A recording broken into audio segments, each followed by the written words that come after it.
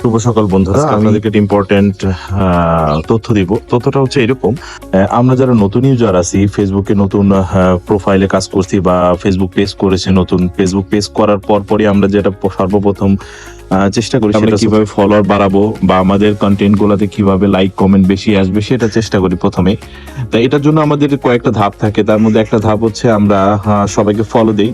Follow back পাওয়ার আশায়, যে follow দিচ্ছে আমাকে, আমি তাকে ফলো ব্যাক দিব, তার একটা কন্টেন্টে আমি লাইক করব, সে আমার একটা কন্টেন্টে লাইক করবে, এইভাবে আস্তে আস্তে গ্রো আপ করে।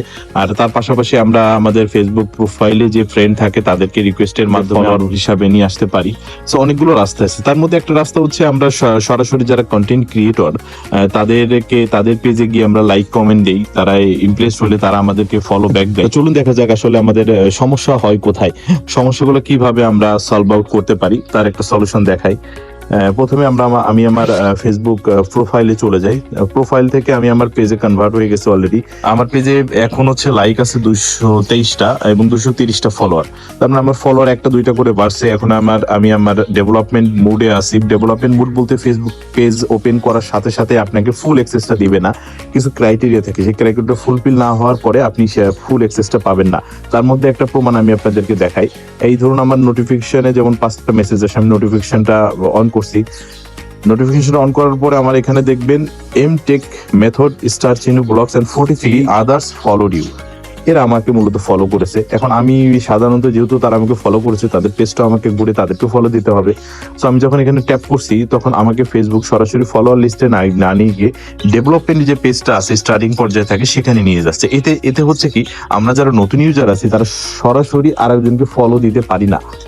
সরাসরি ফলো দিতে না পারার কারণে অনেকে মনে করে যে আমি ফলো দিচ্ছি বাট তারা আমাদেরকে ফলো ব্যাক দিচ্ছে না বা তাদের কোনো রিয়াকশন নাই। আসলে আমি পেজটাতে ঢুকতেই পারছি না, একটা সমস্যা। এটা সলিউশন আছে অন্য রাস্তা দিয়ে, বাট আমি আপনাদেরকে অন্য আরেকটু সুন্দর করে দেখাই।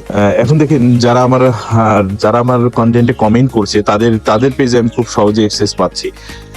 এখানে যেমন একটা কমেন্ট পাচ্ছি আমি, লাইফস্টাইল অফ খাতুন। তা লাইফস্টাইল খাতুন আমাকে কমেন্ট করেছে, আমি কমেন্টে যখন প্রেস করছি তখন আমাকে সরাসরি আমার কমেন্ট বক্সে নিয়ে যাচ্ছে আমার কন্টেন্টে।